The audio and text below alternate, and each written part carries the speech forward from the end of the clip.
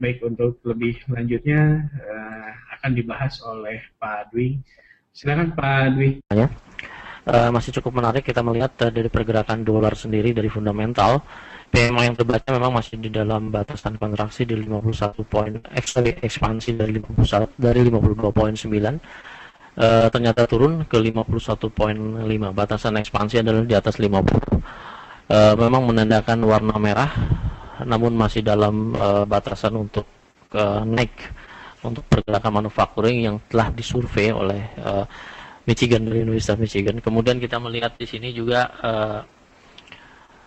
data untuk ADP non-farm employment change yang terjadi memburuk ya, penyerapan tenaga kerja dari survei 500 bidang usaha dari sekitar 25.000 tenaga kerja yang disurvei ternyata turun menjadi 189.000 dari 214.000. Kemudian kalau kita melihat dari crude oil yang masih cukup menarik untuk dibahas dikarenakan pergerakan yang cukup signifikan untuk pergerakan naik dan turun pada minggu-minggu ini. Crude oil inventory dilaporkan menurun dari 8,2 million barrel menjadi 4,8 million barrel untuk kenaikan dari mingguan. Kenaikan yang terjadi sendiri tidak cukup mampu untuk mencapai kenaikan lebih besar daripada 2 minggu yang lalu, yaitu 4,8 million barrel. Minggu lalu 8,2 million barrel. Kemudian pada saat ini mengenai masalah minyak, ternyata masih concern terhadap pertama masalah supply yang terus dilakukan oleh Arab Saudi, di samping masalah ketegangan di wilayah Yaman. Kemudian yang ketiga adalah kesepakatan nuklir di Iran. Yang ketiga terlihat cukup menarik untuk dibahas. Saya akan memberikan informasi sedikit mengenai masalah ini, masalah kesepakatan nuklir di Iran yang telah selama 12 tahun dinegosiasikan. Dalam beberapa pertemuan ternyata belum menemukan titik temu yang cukup membantu ketenangan dari konstelasi politik terhadap Iran ini. Baiklah, kita melihat sekarang masalah di Iran tidak lepas dengan masalah pengayaan uranium yang dilaksanakan oleh Iran, karena terbaca oleh beberapa pengamat bahwa Iran telah memperkaya uranium sebesar 20% dari kekayaan uranium normal, sehingga dapat mempengaruhi ketegangan atau kekhawatiran dari beberapa kawasan, beberapa negara bahwa Iran ini sedang membuat suatu reaktor nuklir yang dipergunakan untuk senjata. Namun hal itu dibantah sendiri oleh Iran, bahwa Iran memperkaya uranium hanya untuk kepentingan kebutuhan listrik. Sebelum berlanjut ke sana, kita melihat dari tabel kimia yang terjadi. Ada beberapa tabel kimia. Ternyata uranium mempunyai kode U, kemudian nomor tabel 92, yang merupakan unsur kimia dalam tabel periodik ini, yang merupakan suatu logam berat, beracun, berwarna putih, keperakan, dan radioaktif alami. Uranium juga termasuk dalam seri aktinida. Isotopnya dapat dipergunakan sebagai bahan bakar reaktor nuklir yang sangat efektif, kemudian dapat dipergunakan sebagai senjata nuklir. Kemudian uranium juga biasanya terdapat jumlah yang kecil di bebatuan, tanah, air, tumbuhan, dan hewan. Kemudian kita melihat juga dari reserve uranium seluruh dunia, terlihat yang sangat masif, mempunyai persediaan uranium terbesar terlihat di Australia. Dari keseluruhan terdiri dari 31% kekayaan uranium dimiliki oleh dunia. Kemudian yang kedua dimiliki oleh Kazakhstan, negara Balkan, sebesar 12,0%. Kemudian dari beberapa negara lain, ternyata Iran tidak masuk salah satunya di bagian yang telah di riset oleh Badan Prancis. Ini Prancis ya yang meriset. Iran tidak masuk ke dalam top reserve dunia. Namun hal itu masih terus dipertanyakan karena Indonesia sendiri sebetulnya mempunyai kadar uranium yang cukup tinggi, yaitu sekitar 700 kilogram. Jadi sebetulnya data-data ini yang saya ambil hanya menyebutkan bahwa Australia mempunyai tingkat persediaan uranium yang besar, kemudian diikuti oleh Kazakhstan, kemudian yang lainnya adalah Namibia dan Mongolia, kemudian Kanada dan lain-lain. Kemudian kita melihat di sini selanjutnya, nah ini dia yang menjadi masalah di Iran, bahwa Badan Energi Atom Internasional atau IAEA mengatakan Iran telah memasuki tahapan booster pengayaan uranium. Kemudian mereka juga berhasil menginstal semua alat sentrifugal yang dibangun di situs bawah tanah di Fordo, kawasan di salah satu di Iran. Kemudian juga pengamat menyatakan bahwa persediaan material nuklir Iran bisa dengan cepat dijadikan bom atom. Bom atom terakhir yang diaktifkan atau yang terjadi di dunia terkenal dengan Hiroshima, yang mempunyai efek yang sangat efektif untuk menghancurkan beberapa kawasan. Kemudian efek yang ditimbulkan juga masih terasa hingga sekarang sampai beberapa puluh tahun setelahnya. Kemudian juga Iran semakin dekat ditenggarai telah membuat sebuah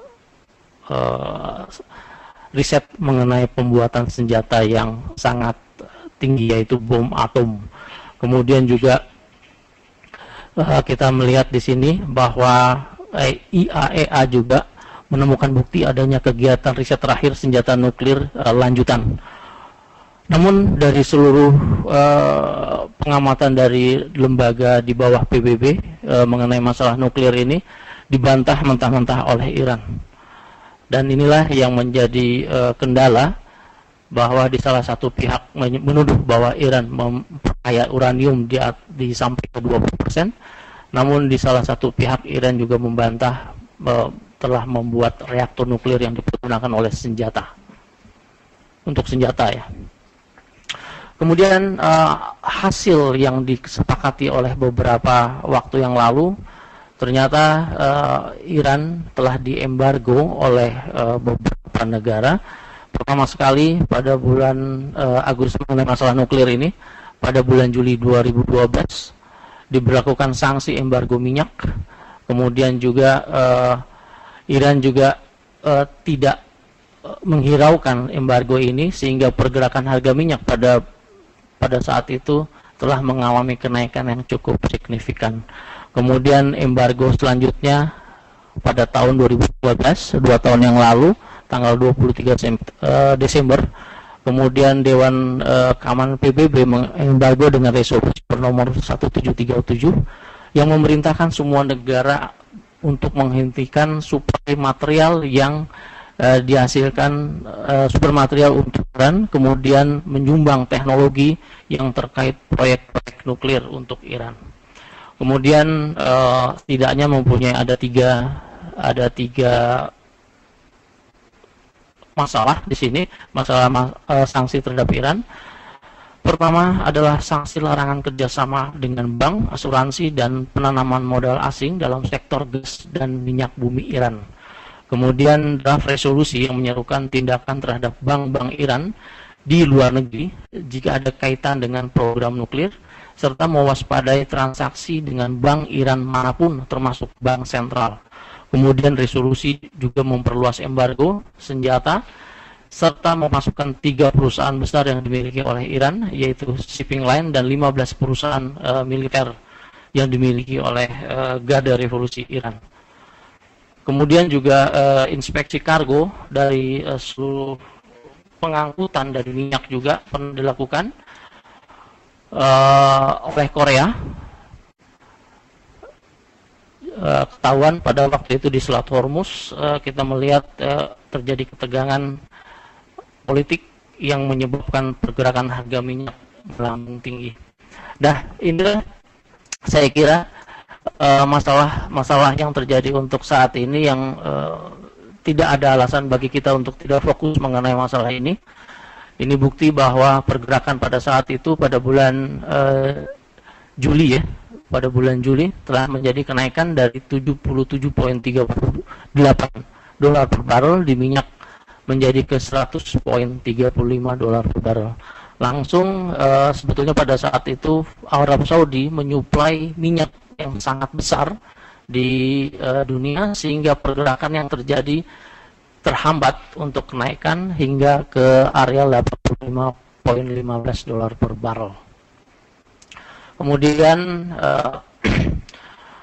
nah ini dia kesepakatan atau beberapa negara yang concern atau mempunyai hak untuk veto, yaitu Amerika, Prancis, Inggris, Rusia, Cina, dan plus satu Jerman, yang mempunyai atau yang mengadakan konferensi kesepakatan terhadap Iran sampai saat ini belum mampu mendapatkan kesepakatan komprehensif hingga pada tanggal 31 Maret kemarin.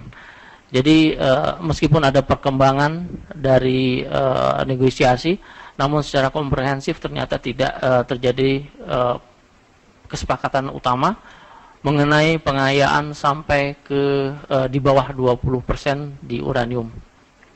Kemudian kesepakatan lanjutan menurut jadwal yang ada di IAEA sendiri adalah tanggal 30 Juni 2015 mendatang. Jadi hingga saat ini, hingga pada hari Selasa kemarin, tidak ada kesepakatan yang dihasilkan oleh pertemuan yang diadakan di Jenewa, Swiss, yang bertujuan untuk menekan Iran bahwa pengayaan harus berada di bawah 20% di uranium. Kemudian inilah yang menjadi alasan bahwa Iran terus memproduksi uranium ini untuk memperkaya untuk pembangkit tenaga listrik. Secara data kita melihat dari tahun 2002 hingga ke tahun 2011 sebelum terjadi embargo, ternyata suplai listrik Iran melewati dari kebutuhan dia. Kemudian di sini dilihat hampir mempunyai band sekitar plus 4,090. Jadi ada band bahwa produksi Iran untuk listrik sendiri dapat ekspor di beberapa wilayah tetangga mereka. Kemudian hal inilah yang menjadikan semangat bahwa Iran terus memproduksi nuklir untuk kebutuhan listrik mereka. Jadi listrik mereka bukan bahan baku disebabkan oleh minyak semata, tetapi oleh nuklir ini. Kemudian kita melihat dari oil yang di Iran.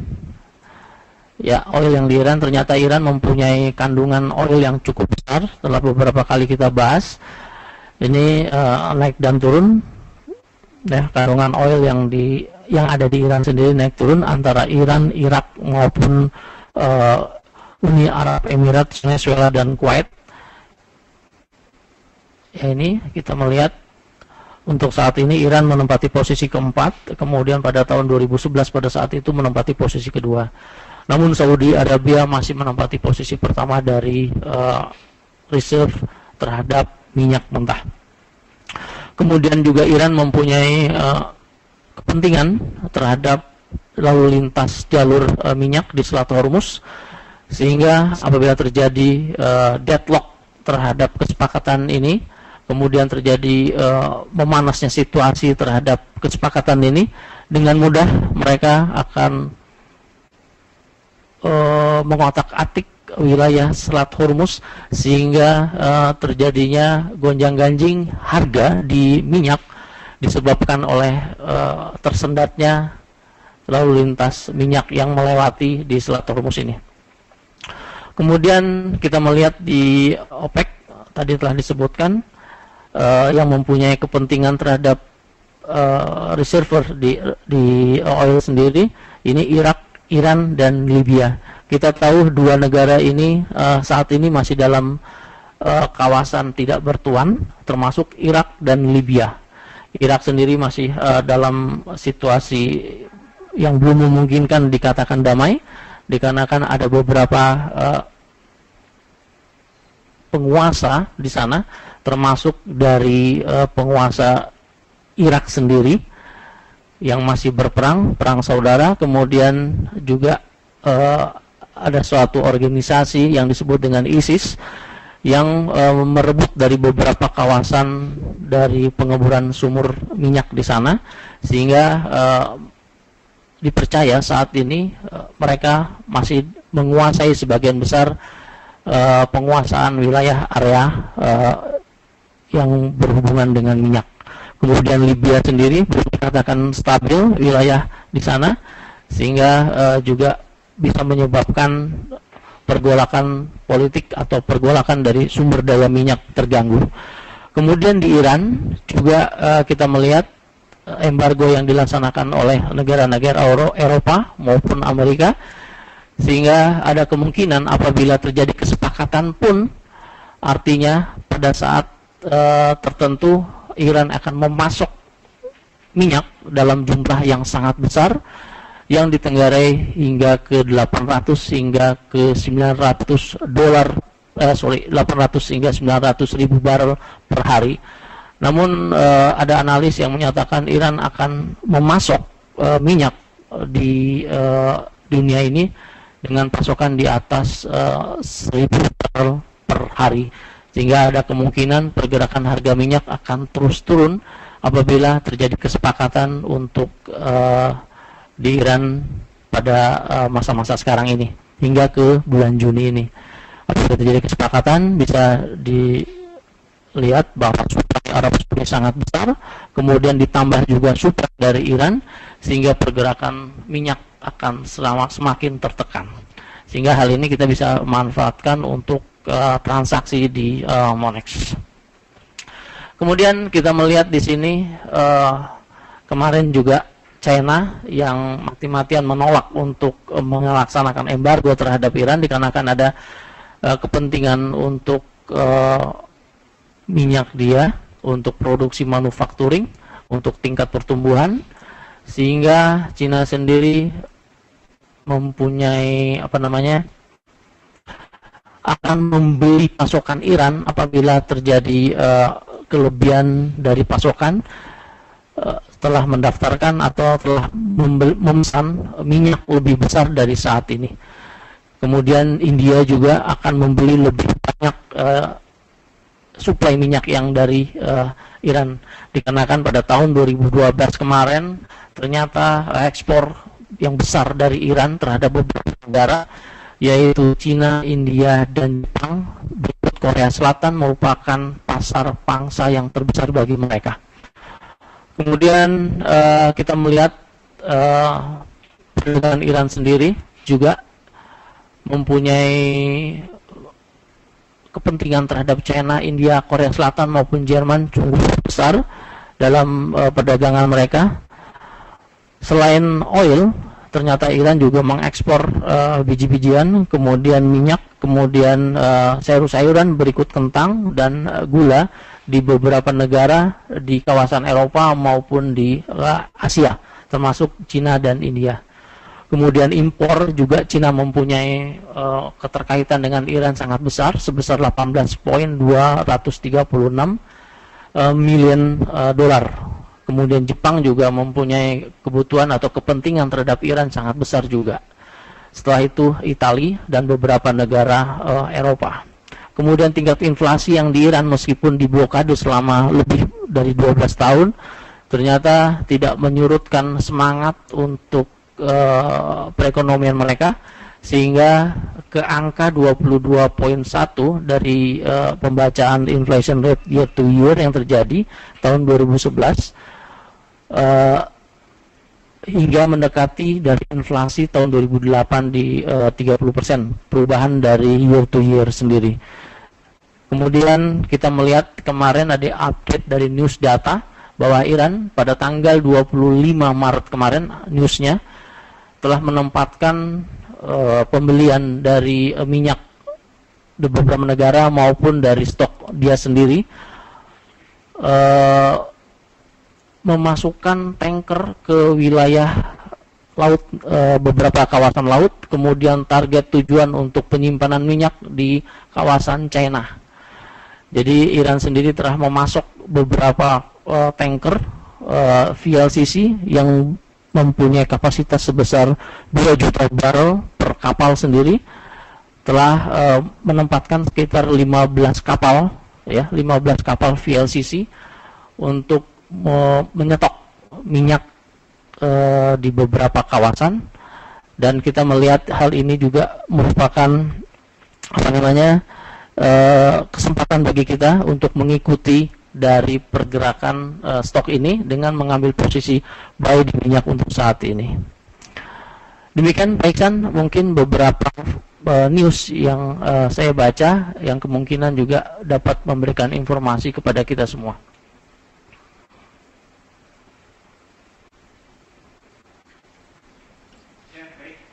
Ya, baik Pak Dwi. Terima kasih atas ulasannya, cukup mendetail ya dengan kondisi dari Iran sekarang ini dan mungkin nanti pengaruh terhadap pergerakan dari minyak ya, baik itu dari sisi sekarang mengenai embargo, terus kemudian negosiasi batas waktu Iran itu udah dekat. Dan kalau boleh diulas mungkin nanti ke arah teknikal dari minyaknya sendiri gimana Pak? Silakan Pak, bisa sama sekalian dengan produk dari Monex yang lainnya. Silakan Pak Adi. Sebagai intermezzo, Pak Iksan, Indonesia sendiri mempunyai tenaga nuklir yang cukup besar Pak, sekitar 700 kg. Data-data yang tadi saya kemukakan di atas adalah data survei yang dilaksanakan oleh Prancis.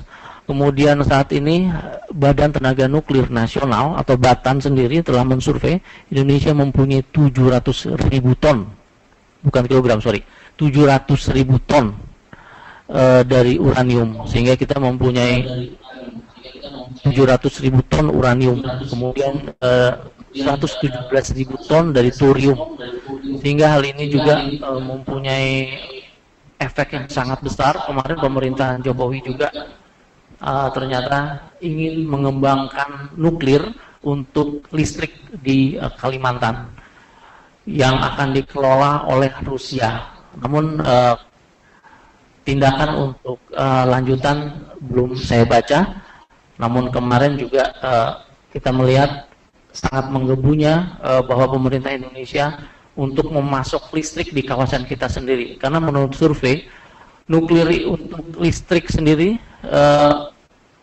hubungannya dengan GDP, apabila kenaikan GDP akan menaik sebesar 2%, akan disumbang oleh kenaikan 1% dari listrik. Jadi listrik sendiri mempunyai kontribusi yang sangat besar untuk menaikkan GDP. Jadi nilai pertumbuhan kita bisa ditopang oleh infrastruktur pasokan dari listrik. Dan sebagian uranium yang kita punya kebanyakan berada di wilayah Kalimantan Barat, sebagian lagi berada di wilayah Papua, Bangka Belitung, dan Sulawesi Barat. Sedangkan thorium kebanyakan berada di Bangka Belitung dan sebagian Kalimantan Barat. Sebagai peta di sini, Sulawesi ternyata mempunyai kandungan uranium yang besar selain Papua. Kemudian kita sendiri mempunyai uranium sangat besar. Sebelah kanan bawah itu uranium Pak Iksan, bukan batu akik Pak Iksan ya, yang berwarna perak ya, sebelah kanan bawah. Kemudian juga ditenggarai oleh beberapa berita bahwa Freeport ternyata telah menggali kekayaan uranium kita dan mengekspor bahan uranium tanpa melaporkan kepada pemerintah. Sehingga hal ini mempunyai kekhawatiran tersendiri bagi kita. Beberapa pihak juga mengkhawatirkan sehingga terjadi renegosiasi terhadap kesepakatan penambangan di Freeport di Iran. Namun hal itu perlu dibuktikan selanjutnya oleh pemerintah kita. Kemudian juga dengan sangat senang hati apabila kita mempunyai tingkat uranium yang tinggi dapat dimanfaatkan oleh kesejahteraan rakyat Indonesia secara keseluruhan. Kemudian selanjutnya masalah minyak sendiri. Pergerakan minyak kemarin. Nah, pergerakan minyak kemarin setelah supply yang sangat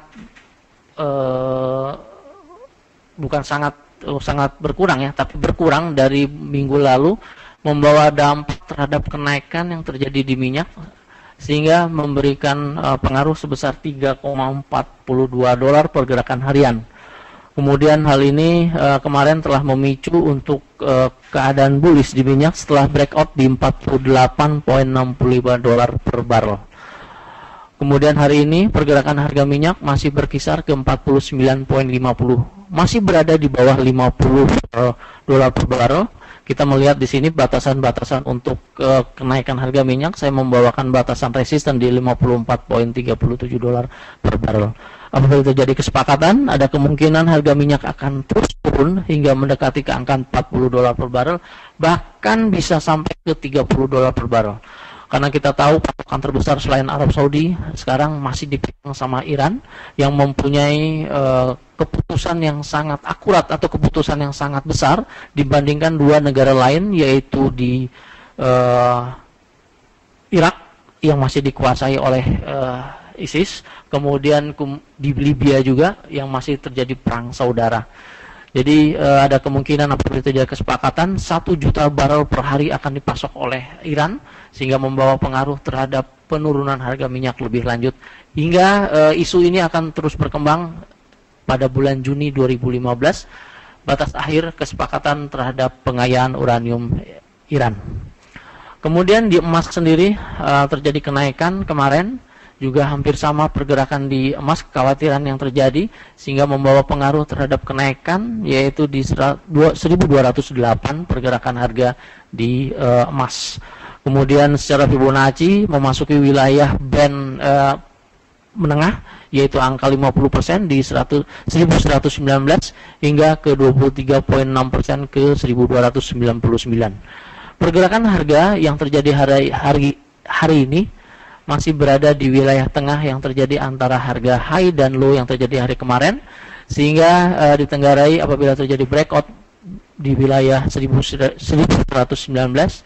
akan terus turun ke 1194 ya, kemudian hingga ke 1178 pergerakan di harga emas ini. Kemudian forex di euro dolar masih cukup menarik dikarenakan kekhawatiran terhadap pembayaran hutang lanjutan di Yunani, sehingga pergerakan harga hari ini masih berada di bawah harga keseimbangan yang terjadi pada swing Fibonacci, yaitu di bawah 1,088. Saya kira untuk jangka panjang euro dolar masih terus mengalami penurunan hingga ke 1,049.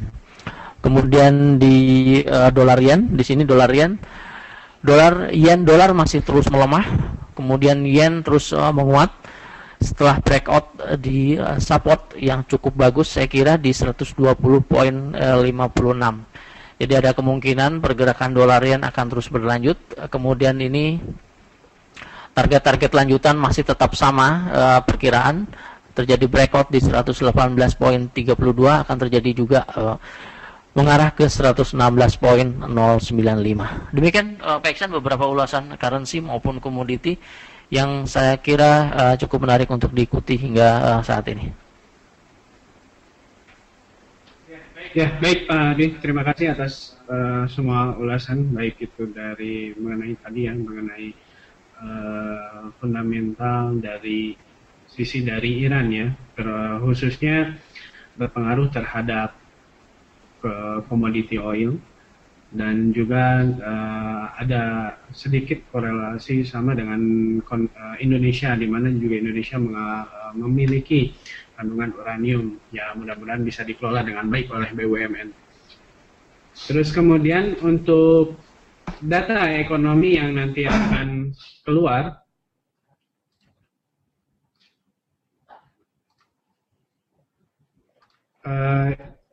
untuk data ekonomi yang nanti akan keluar, di mana data dari tadi pagi itu jam 7.30 ada data dari trade balance, yaitu dari minus 1,00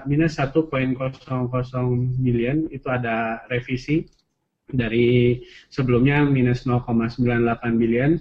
Kemudian untuk forecast minus 1,28 billion, dan untuk hasil data yang dirilis yaitu minus 1,26 billion. Untuk jam 3.30 nanti sore itu ada contraction PMI dari Inggris, dari sebelumnya 60,1, forecastnya 59,7. Kemudian untuk nanti malam jam 7.30 ada data dari Kanada, yaitu dari trade balance-nya, di mana datanya dari sebelumnya minus 2,5 billion, forecast-nya minus 2,0 billion. Kemudian untuk jam yang sama, data dari US yaitu trade balance juga, dari data sebelumnya minus 41,8 billion, forecast-nya minus 41,3 billion. Dan untuk unemployment claims untuk US-nya dari 282.000, forecast-nya 286.000. Baik, itu untuk data-data ekonomi untuk hari ini, dan besok diingatkan kembali ada data mengenai non-farm dari Amerika jam 7.30 malam, itu datanya dari 295.000, forecast-nya 247.000.